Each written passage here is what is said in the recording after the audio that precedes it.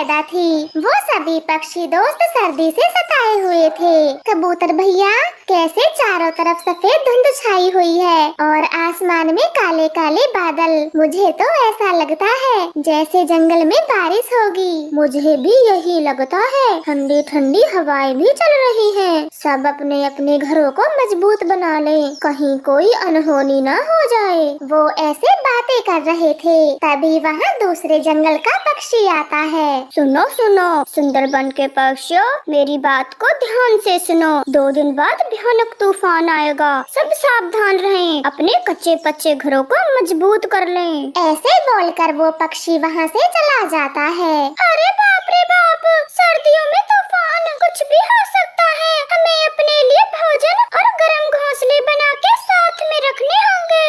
हाँ मिट्ठू, आपने सही कहा। हमें तूफान की तैयारियाँ करनी होंगी। सबसे पहले अपने घोंसलों को मजबूत बनाना होगा और फिर उन्हें ऊंचे पेड़ों पर रखना होगा। फिर वो सभी पक्षी तूफान की तैयारियों में लग जाते हैं। कबूतर का घर एक छोटे पेड़ पर था। वो उसे दूसरे मजबूत ऊंचे पेड़ पर ले जाता है। मिट्ठू तोता भी अपने घर की मरम्मत करता है। घर तो मेरा मजबूत है, मैंने नया ही बनाया था। मैं भोजन इकट्ठा कर लेती हूँ और साथ में सूखी लकड़ी भी। चिड़िया भोजन लेने चली जाती है। उन तीनों को ऐसे काम करते देख गौरी कभी बोलती है, कालू जी, इतनी ठंड में ये सब क्या कर रहे हैं? आग जला के बैठा नहीं जाता। गौरी चले, मिट्ठू तोते से पता करके आते हैं, आखिर ये सब कर क्या रहे हैं। फिर वो दोनों पति पत्नी मिट्ठू तोते के पास जाते हैं और उससे पूछने लगते हैं, मिट्ठू तोते, सुबह से काम कर रहे हो तुम? कबूतर भी अपने घर में लगा हुआ है, चिड़िया भी घर पे नहीं है, आखिर बात क्या है?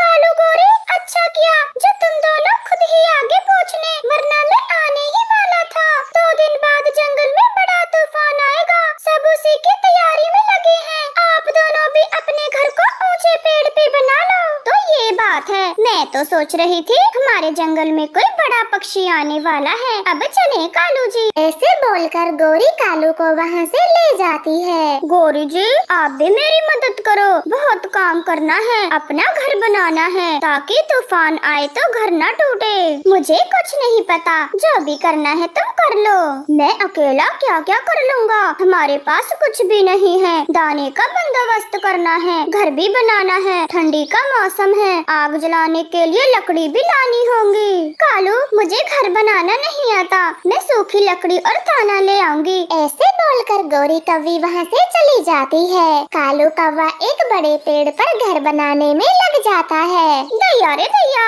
कितना उड़ना पड़ता है दाने के लिए, और ये सूखी लकड़ियाँ कहाँ मिलेंगी? गौरी ऐसे हार थक कर बैठी हुई थी, तभी चिड़िया उसके पास रुकती है।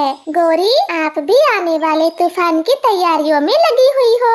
हाँ चिड़िया, कालू ऊंचे पेड़ पे घर बना रहा है और मैं जंगल आ गई। वैसे छोटी चिड़िया, ये सूखी लकड़ी कहाँ से मिली तुम्हें? गौरी, दूर पहाड़ों को पार करके सूखे का जंगल पड़ता है, आप भी वहीं चली जाओ। अभी तो काफी सारी लकड़ी है, बाद में कुछ नहीं मिलेगा। ये बोलकर चिड़िया वहाँ से चली जाती है, मगर गौरी तो बहुत कामचोर थी। दूर पहाड़ों को पार करके मैं तो यहाँ आने में ही थक गई। पहाड़ों तक मुझसे नहीं उड़ा जाएगा, मैं नहीं जाऊंगी, मैं आराम करूंगी। ऐसे बोलकर गौरी कौवी वहीं पेड़ पर सो जाती है। शाम भी हो गई थी। कालू कौवा गौरी को खाली हाथ आते देख बहुत गुस्सा करता है। गौरी, मैंने पूरा दिन मेहनत की, जब जाके ये आधा घर बना पाया हूँ, और तुमने क्या किया?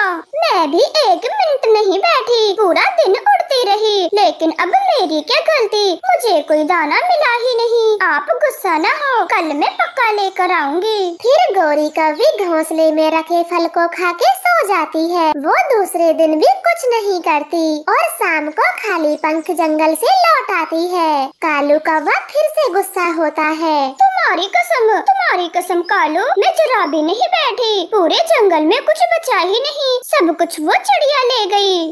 सब तुम्हारे बहाने हैं, मैं अच्छे से जानता हूँ। और सूखी लकड़ी वो भी नहीं मिली तुमको।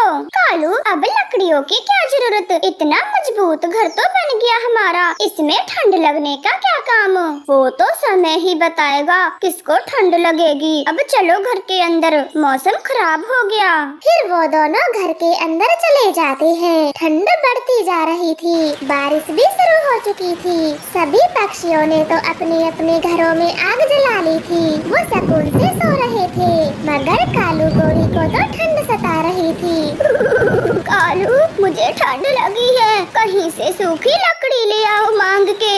बाहर बारिश हो रही है, अगर मैं गया तो मर जाऊंगा। अब बैठी रहो चुपचाप यहीं, हमारे पास घर तो है ही, ठंड लगने का क्या काम। कालू कौवा ऐसे बोलकर अपनी आंख बंद करता है। तभी उनका घर जोर जोर से हिलने लगता है और हवा के